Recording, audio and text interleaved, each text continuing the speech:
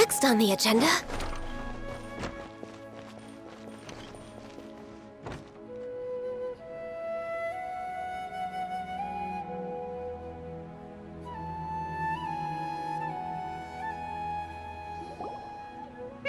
Paimon's trying to remember.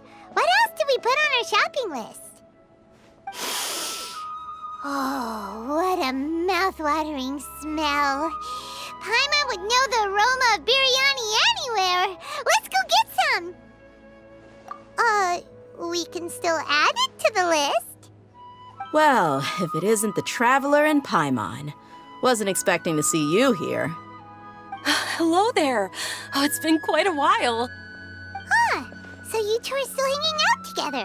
Dia, didn't you say last time that you were gonna head back to the desert? I said I was going to resign from being her bodyguard, not that our friendship was over.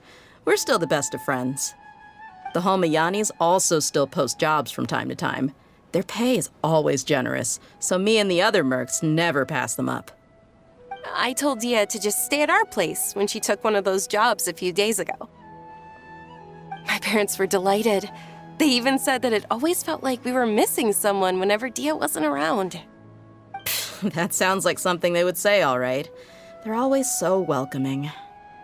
Anyway, the job is already taken care of, so I was gonna head back to the brigade as soon as I finished a little shopping.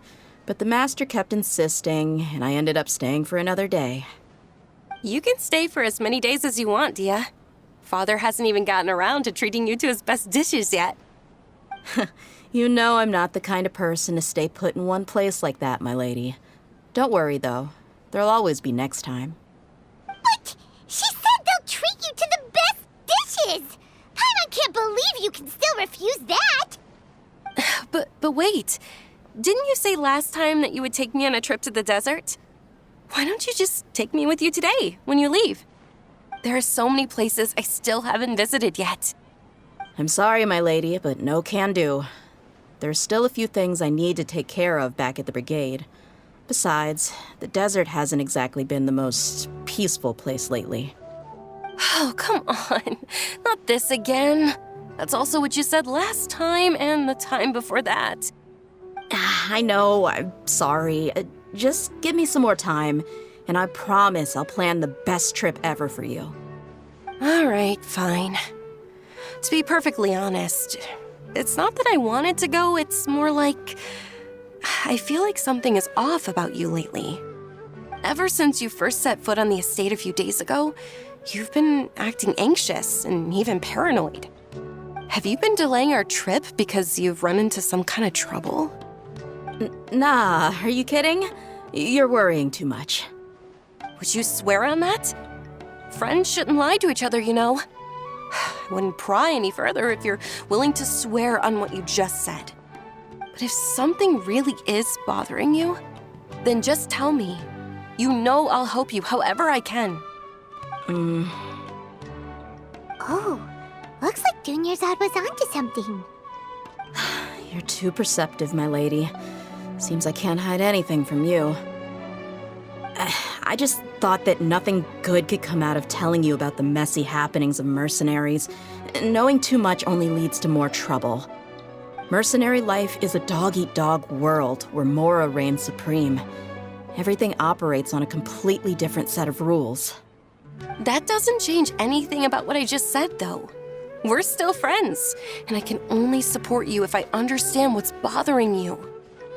My lady, you're not gonna stop until you drag it out of me, are ya? All right, I'll share what I know. Let's go somewhere else first. This isn't exactly the best place for a discussion. Okay, let's talk here. Just try not to draw any extra attention. As you may already know, the Eremites have both a lot of mercenaries and a complex organizational structure. Many mercs are no different than me, just going around looking for jobs to earn some mora. My brigade is called the Blazing Beasts.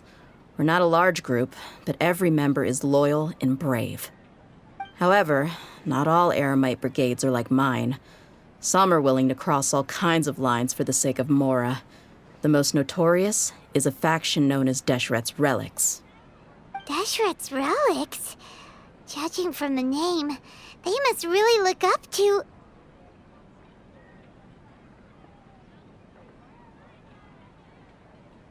Yep, you got it.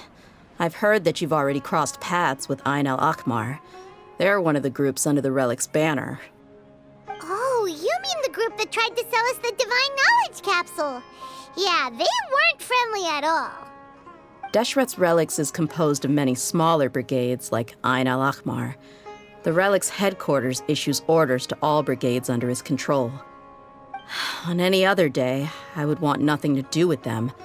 Unfortunately, though, the brigade that's stirring up trouble now is none other than Dakan al-Akmar. Dakan? I think it means beard or something. Believe me, it's a really stupid name. I found it insufferable for years. Anyway, the real issue is that Dakan al-Akmar is led by my father, Kusela. Say what now? I think I'm starting to understand your anxiety now. But what did they do? I won't go into details, my lady, but they've been involved in a lot of violent incidents. We're talking hundreds. Hundreds? Yep. The scenes tend to be quite gruesome, too. They strip the victims of all their valuables before murdering them. Not only have they targeted merchant caravans and ordinary citizens, but other mercenary brigades as well. That's beyond terrible. They won't even spare their own kind. I don't know how Deshret's Relic sees it. All I do know is that Dakan al-Akmar has become more and more aggressive over the last few years. If I don't do something about them, then even my brigade or the people of Aru village could become their next target. I just wish I knew what's driven him to do this. Yeah. How can your father do such terrible things? I don't know. People change. He's always been pretty pathetic. But at least in the past, there were still a few lines that he wouldn't cross. That's setting the bar pretty low. I mean, if he was even remotely decent, then why would I have to leave the brigade and cut all ties with him? He was loud and foolish, with no real sense of purpose. Instead of doing anything useful, he spent most of his time drinking and chasing after women. Of course, the other brigade members were just like him. Their ruckus would go on night after night. Sounds like a nightmare. What about your mother? Did she ever step in to stop them? Unfortunately, I never knew my mother. I'm sorry, Dia. I didn't know. It's all right, my lady. That's pretty common in mercenary circles. Didn't I mention that my father was chasing after women? I was the result of one of those encounters with some random person. He told me that he wasn't sure who my mother was. And in any case, she never came to see me. He'd say, "You'll be fine as long as you remember to stick with Dad." But even then, he left most of the parenting to the brigade. The one thing I do remember is that he used to tell me stories. But the problem was that he had terrible taste. He only knew a few stories, and even those tended to be pretty stale. They were tales of desert warriors defeating dragons in the forest, or stories of mercenaries rescuing princesses from rebel armies. Sounds like your typical fairy tales. More or less, yeah. They were interesting maybe the first or second time around, but after about 20 repeats, they started to get a little dull. He seemed to think those stories were the best things ever, though. He was so into them that he'd call the whole brigade over and make them perform the whole thing as a play. Even the toys he gave me would all be story props. I'd get helmets, shields, and toy swords. It was only much later when I realized that the shows were more for him than they ever were for me. What an interesting guy. Yeah, I've always found him pretty childish. That was something I could just shrug off. I had no reason to despise him. Until I grew up and learned the true face of Deshret's relics for myself. Looting, blackmail, violence, and fraud. They not only accepted such heinous acts, they would even openly boast about them. No one in the brigade was any kind of hero. Instead, my father and his cronies were more like the bad guys that needed to be taken down. Did they really think that as long as they didn't do any of that stuff right in front of me, I would never know? I think I can understand your feelings. The difference between perception and reality must have hit hard. Yeah, but don't worry, my lady. It's all water under the bridge to me now. I had a huge argument with my father and left that place behind for good. I'm not investigating them due to any bitter feelings I still have towards my father. I just want to protect those that are close to me.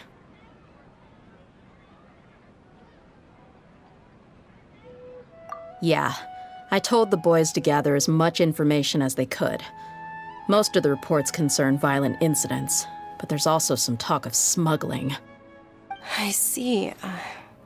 But isn't this investigation incredibly dangerous? It is, but every mercenary lives life on the edge. It's a lifestyle that I enjoy. That may be true, but it'll be impossible for those who care about you not to worry. Well, now you get why I didn't want to share any of this with you. What should we do? They both have valid concerns. Huh? But there's no need for you to get caught up in this mess, too. Well, she's super tough, so if she went into the desert with you, then Paimon bets the problem will be solved in no time. I'm inclined to agree. I'd feel a lot more at ease if you took her along to help.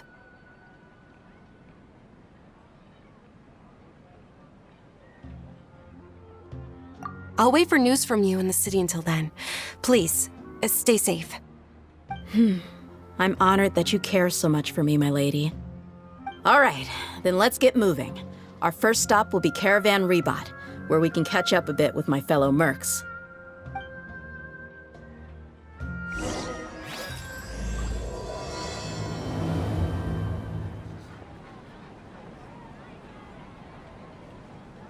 Will I be able to see Nilu perform again? Please be careful. I'll stay in the city and wait for news from you. Just don't do anything reckless, all right?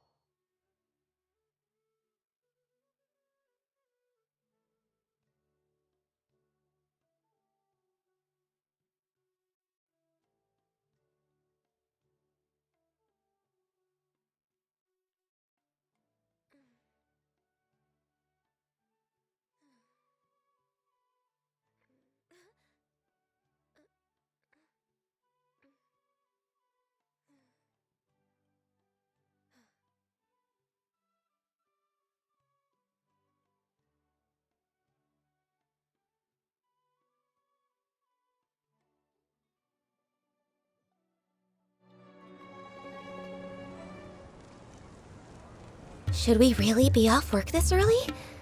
There is still a lot left to do.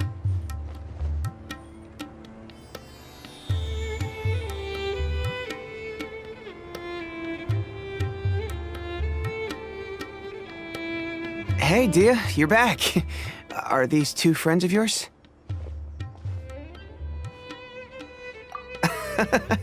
Likewise.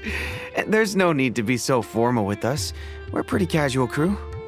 Anyway, since we've got a newcomer, let me fill you in on what the Khan al-Ahmar's been up to lately.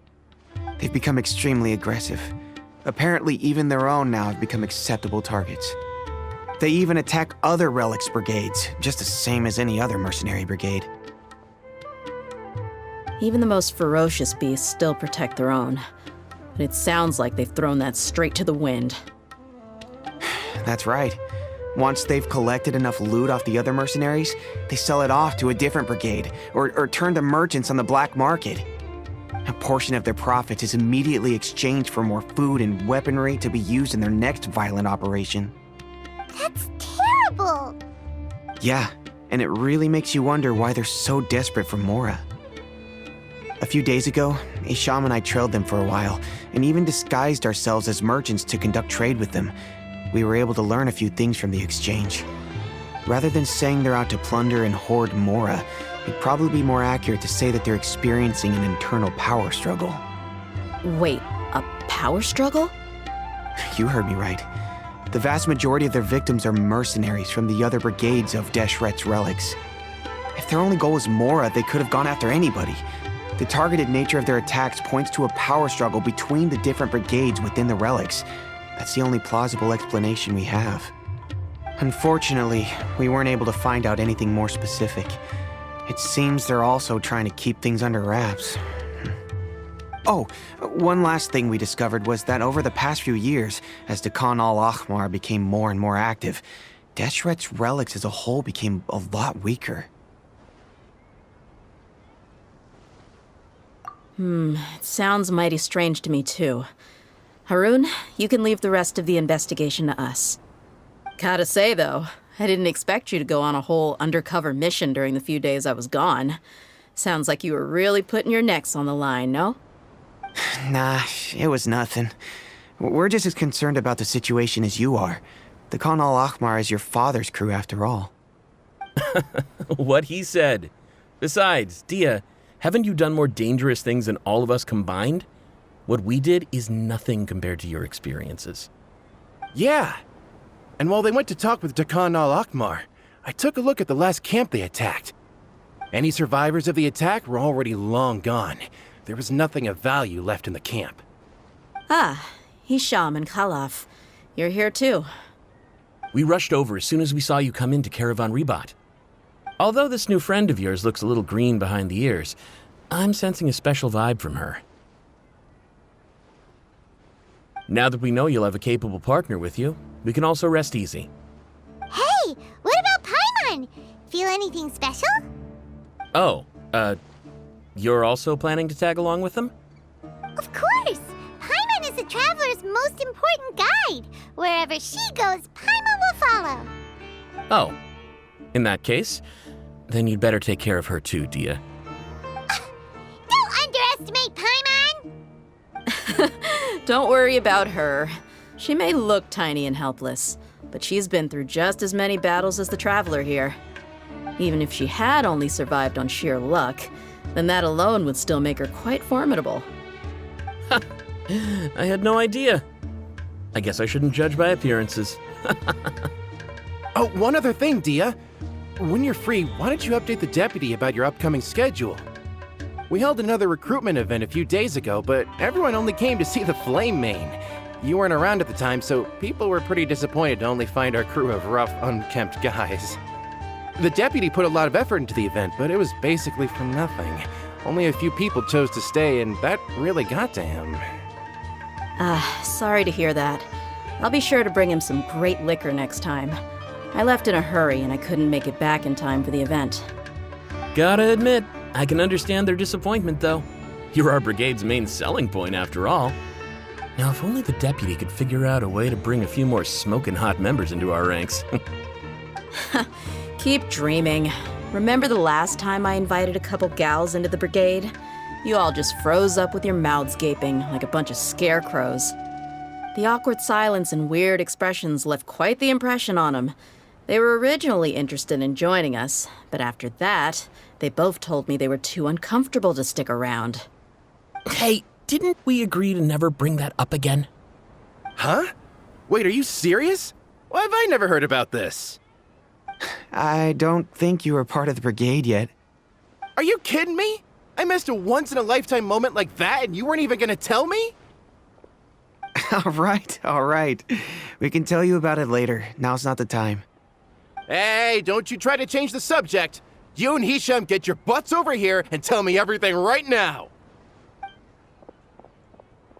Are they always like this? More or less. There aren't many rules or graces when it comes to mercenaries. We're used to just speaking our minds. If someone starts getting under your skin, you just yell right back at them. And if that doesn't put an end to it, then you just challenge them to a fight. But we also don't tend to take many things too seriously. Being direct and getting it all out of your system as soon as things come up is better than keeping everything bottled up, never talking about it. That's also why I never spare their feelings when I talk to them. If I want to laugh, I'll laugh. If I'm angry, then I'll unload on them. It's hard to stop once you get used to it. Though, I can never do that when I'm with the Homayanis. Hey, knuckleheads! Can you at least tell me the rest of the intel before you go back to your bickering? Yeah, you hear her, Holloff? Told you we gotta focus on the investigation first. I drew up a map. Right here is the spot. There you'll find the merchant caravan responsible for getting rid of Khan al-Akhmar's looted goods. All you gotta do is wait and ambush them in the evening. They'll have no idea what hit them. Perfect. Thanks for that. Be sure to pass my regards to everyone else in the brigade as well. Will do. You stay safe, Dia.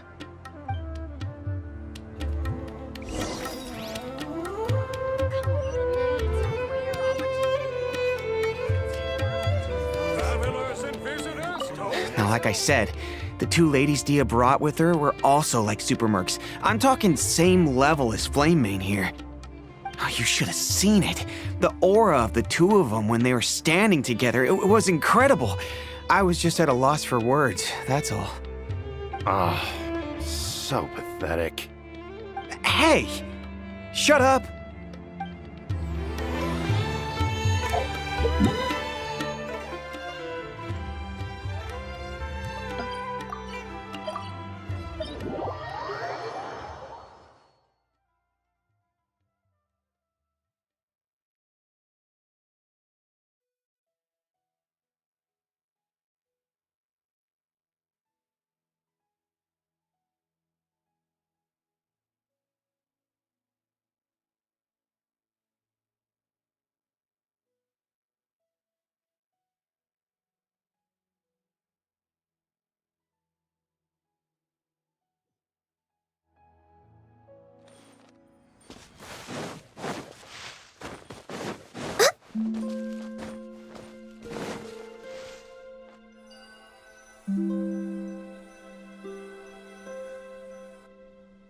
This should be the place.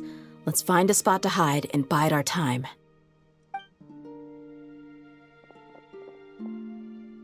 It's gonna come down to a fight one way or another, so let's all be careful. No need to worry. She knows her way around a fight. I'm not worried about that. What I meant is that we probably shouldn't go too hard on the enemy. After all, we still need to get information out of them.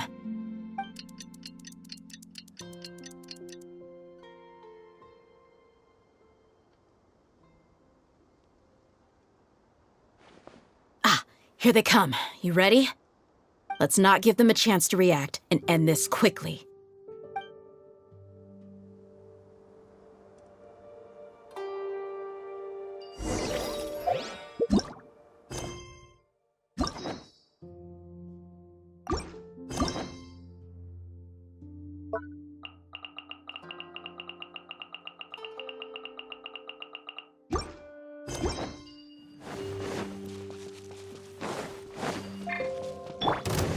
Illusion shattered!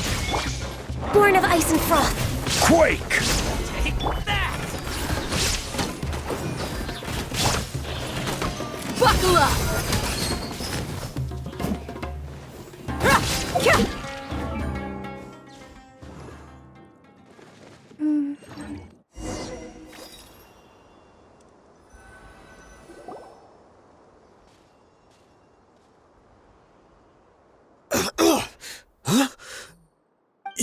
You're the Flamemane. Good. That saves me an introduction. All right, time for a little talk. Are you buddies with Khan al-Akhmar now? Tell me, what are they after? You know the code of being a mercenary just like everyone else. The first rule is to never divulge key information about our employer. What makes you think I'd talk? That might have worked on an amateur, but I know you're just looking to protect your reputation. Think about it, though. What's your reputation worth if you won't have the other tools you need to succeed in this line of work? Tools like, I don't know, your limbs or eyes? You've got 5 seconds. You might want to think twice about how much your employer's information is worth to you. Whoa! I'm not joking around. We can do this the easy way or the painful way. 2 seconds! I'll save you the trouble.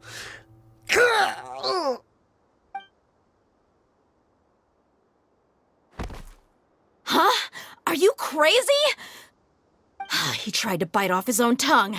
Quick, search the area for any first aid supplies.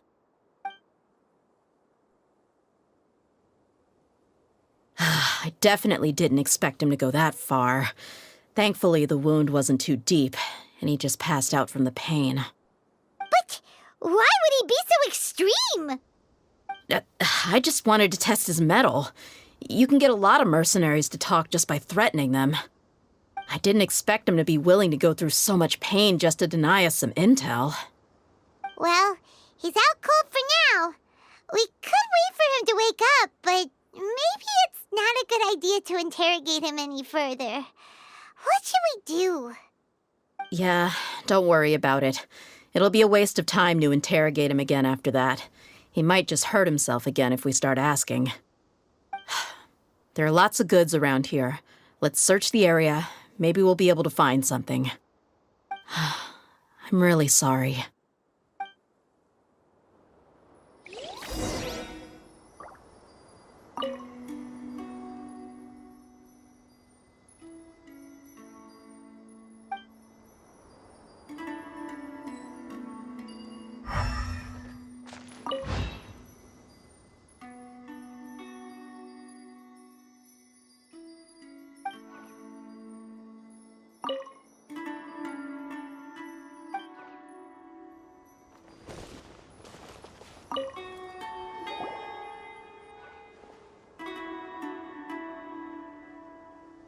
We found a piece of paper with a bunch of names on it. Maybe it's a record of something.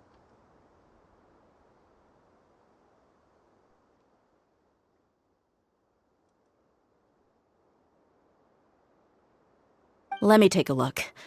If this really is a merchant caravan, they should have a record of their transactions. Yep. I see an entry for Dakana Lakmar right here. Kusela, Idrisi, Bashar, and Tikriti.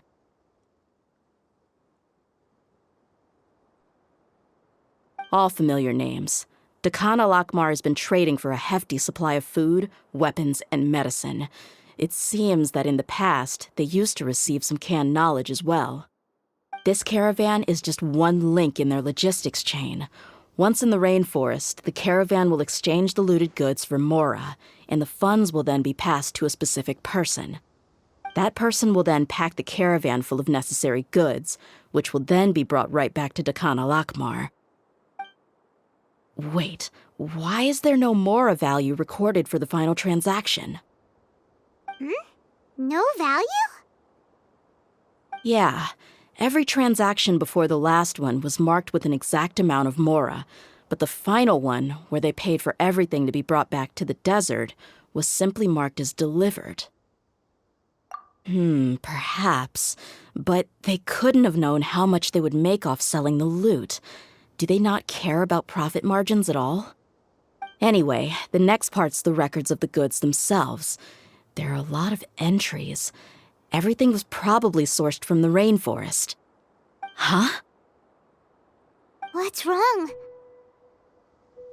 Shahzaman Homayani? Homayani? You mean Dunyarzad's family? Could it just be another family with the same last name? I'd be surprised to find someone with the exact same first and last name. Shahzaman Homayani is Dunyarzad's father, and the head of the Homayani family. Just what the heck is going on here?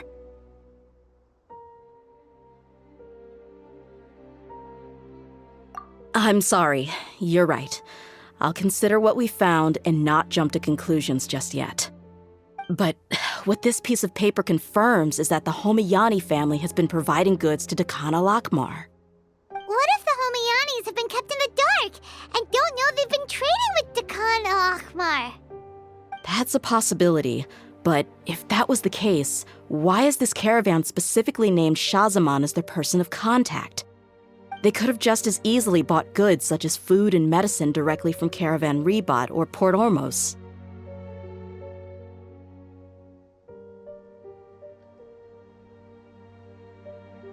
Yeah, funding violence and looting. The brigade gets the goods, and he is paid the proceeds from the sale of the loot. But why would he do something like this? It's not like the Homianis are in need of money. I honestly have no idea. I've been to their estate many times, and I've never noticed anything suspicious. The only potentially large expenditure I could think of would be the treatment costs for Dunyarzad's Elazar. Maybe they borrowed a lot of Mora in the past? But that's still just a speculation. I don't think the Master would stoop so low to make Mora. You're probably right. I know my lady's personality, and she wouldn't deliberately keep something like this from us. But what should we do now? All we found is just another mystery.